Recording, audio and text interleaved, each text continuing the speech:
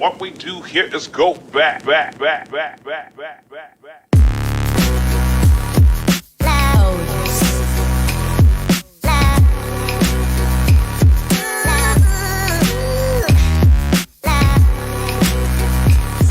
sa ilalim ng buwan? Sasagutin yan ng mga idol mo. Tanungan 69, 6 to 9 p.m. Sa 99.5 IFM. Ang idol mong FM. 99.5 IFM. ang idol mong FM. Supay Oras natin mga idol na 7:51. Ayan, at syempre, ito na ang tanungan 69 natin. Yes, at ako ay naka-pink, siya ay naka-yellow. Naka-yellow ako. Bakit parang mas mababa yung... Ay, ganun. Ganun sana. Yan. Sa angle lang yan. Yan. Ayan. Mas maganda talaga yung camera dyan. Ha? Oo nga.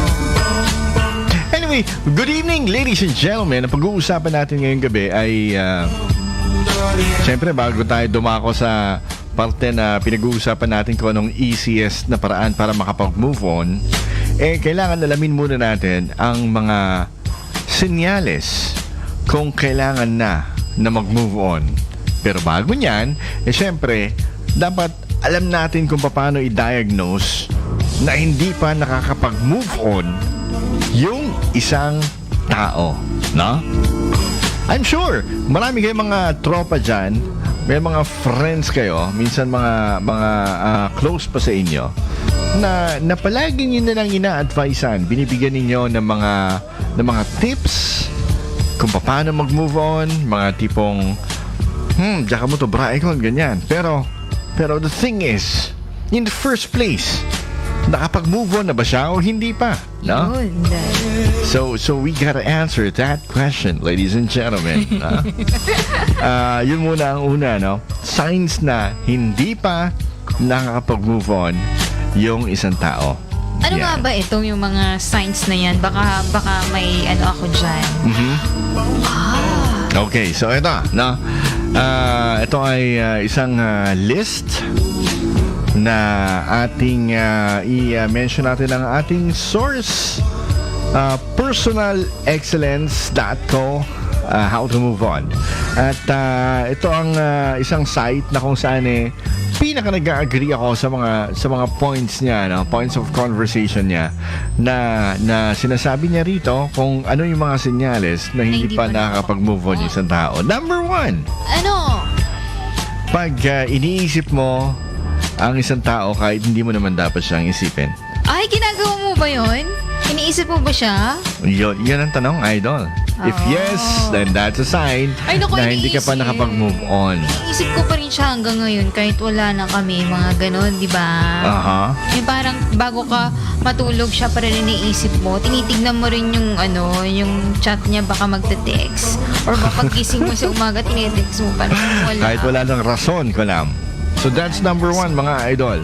Number 2 reason is when you think about that person, iniisip mo siya kahit na ayaw mo na siyang isipin. Ay! Di bang, sakit niya panunod yung sunod. Baka sabali mong papananan. Dati pa nagpapanunod ko. Hindi mo alam daw bakit. Panunod lang man yung sunod. Ay! Ganun ka ba? Number 3. Ano ba yung number 3 na yan? Pag marami ka naaalala sa mga nangyari sa inyo nun, ano nga ba yung mga nangyari? nire-relieve mo. Usually, yung mga happy at saka yung mga sweet na mga bagay na nangyari sa inyo. Hindi ka pa nakapag-move on pag gano'n. That's a sign, mga idol. And another one of those tips, pag ikaw ay napapagod, no? Kaya ikaw ay nababad trip, siya ang unang-una mo naisip. For example, when you're down and you're out, no? And then siya yung una mong naiisip talaga. Yeah. Buti sana kung kami pa. Sana may katulong ako ngayon. Something like that, pero not necessarily na ganyan eksakto. No, something na di mo lang na-bad trip ka, tapos siya yung una mo naisip. You don't know why. No, that's a sign. And number 5, pag marami kang what ifs sa buhay, about sa inyo. What if naging tayo? What if hindi naging kayo? What if tayo pa rin hanggang ngayon? What if may chance pa hanggang ngayon? Yan, mga what ifs na yan. Nako, nakakasira yan. No? And number 6, according sa list natin, ay when you assign blame for the way things turn out, pag nagsisisihan pa rin kayo or pera ka iniisip na siguro ganito, siguro ganun. Siguro iniwan niya ako dahil binalikan niya yung ex niya. When in fact, pag nakapag-move on ka na, wala ka ng pakialam doon, man. Oo. You do not care about it anymore. Pero alam mo, nakapag-move on ka na, kapag pagising mo sa umaga, wala ka nang pakialam sa kanya. Ayun, yan ay para sa topic natin na kung paano mo malalaman kung paano ka na naka-move on. Pero for now, na pinag-uusapan natin is mga signs na hindi ka pa naka-move on. So eto, number 7 natin. Pag nakaka-trigger siya ng mga emotional reactions. Like, for example, pag titignan mo siya, para bang mafufrustrate ka na, para bang oh my God. Damanarik na ako. Let's say, bigla mo siyang nakasalubong. Yeah, para bang damanarik na ako. Parang bumabalik yung sakit. Na hindi mo alam. It doesn't necessarily mean sakit, ano?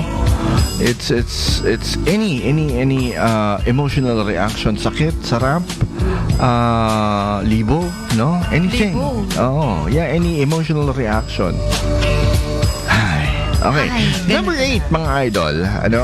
When you keep trying to improve yourself dahil feeling mo nagkulang ka sa kanya noon at lahat ng ginagawa mo para makita niya na ikaw ay gumanda, ikaw ay sumeksi, ikaw ay bumait. Pag ginagawa mo yun sa sarili mo, that's another sign na hindi ka pa nakapag-move on. Kasi baka umaasa ka na baka pwede na ulit. Sana tayo na lang ulit. Not necessarily, pero parang it's more on para bang sometimes you improve bakit ka nag-gym? Wala lang. Pero alam mo na para bang deep inside siya yung dahilan.